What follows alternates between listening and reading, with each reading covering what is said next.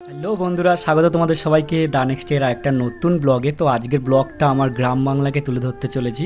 তো দেখতে পাচ্ছ আজকে ব্লগে আমি কি দেখাতে চলেছি অলরেডি তোমরা থাম্বনেল এবং ভিডিওর প্রথমেই বুঝতে পেরে গেছো।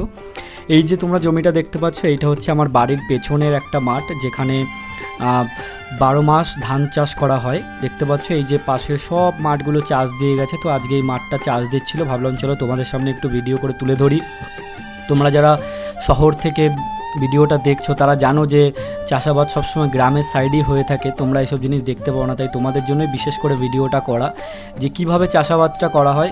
এই যে তোমরা দেখতে পাচ্ছ মাঠটা বহুদিন ফেলে রাখা হয়েছিল, তার জন্য মাঠটাতে অনেক ঘাস এইসব জন্মে গেছিলো। তো সেগুলোকে প্রথমে এই দেখো ট্রাক্টর দিয়ে চাষ দিয়ে দেওয়া হচ্ছে। এটা প্রথমবার চাষ দেওয়া হচ্ছে। দেখো গাছগুলো কত বড় বড় হয়ে গেছে। এই সব জমিতে ধান চাষ করা হবে। ওইদিকে জমিগুলো দেখো সব ধান অলরেডি দেওয়া হয়ে গেছে, এরা একটু লেট করে ফেলেছে জমির মালিক। তো এই যে জমিগুলো আছে এইগুলোতে এটা প্রথমবার এই ট্রাক্টর দিয়ে চাষ দিয়ে যাচ্ছে, এবং এটা 4 হুইল ট্র্যাক্টর। দেখো কাদার ভেতরে কীভাবে ট্র্যাক্টরটা চলছে। এইটা প্রথমবার চাষ দিয়ে যাচ্ছে। তারপরে এই যে যত গাছ এই আগাছাগুলো আছে সেইগুলো সব কেটে গেল কিছুটা, এবং গোড়াগুলো অনেকটা তুলে দিয়েছে। এইগুলো যখন জলের মধ্যে থাকবে আস্তে আস্তে থাকতে থাকতে এগুলো সব নষ্ট হয়ে যাবে। 2-3 দিন থাকার পরে এই ট্র্যাক্টরটা দিয়ে হয়তো আবার এটাকে চাষ দেবে। আবার চাষ দিলে যেগুলো পুরো থাকবে সেগুলো পুরো একদম পচে যাওয়ার পরে ওগুলোকে একদম পুরো মাটির সাথে মিশিয়ে দেবে। তো তারপরে শুরু হবে ধানের বীজ বোনার কাজ।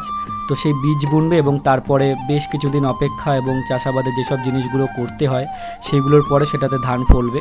তো এই চাষাবাদ সত্যি কথা বলতে গ্রামের সাইডের একটা ঐতিহ্য, যে আমরা গ্রামে থাকি হয়তো, কিন্তু আমাদের এই সব জিনিসের মধ্যে থাকি সবসময় সবুজের আশেপাশে, এবং সবসময় আমাদের বাড়ির পেছনে এই যে সবুজময় সবুজ, এটা দেখছো পুরো আমাদের বাড়ির পেছনের ভিউ।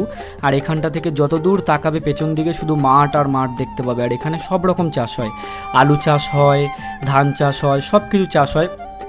তো এইটাই আজকে তোমাদের সামনে তুলে ধরতে চাইছিলাম যে কিভাবে ট্রাক্টর দিয়ে চাষ দেওয়া হয় এবং কিভাবে ধানের প্রথম অবস্থার প্রস্তুতি শুরু করা হয়।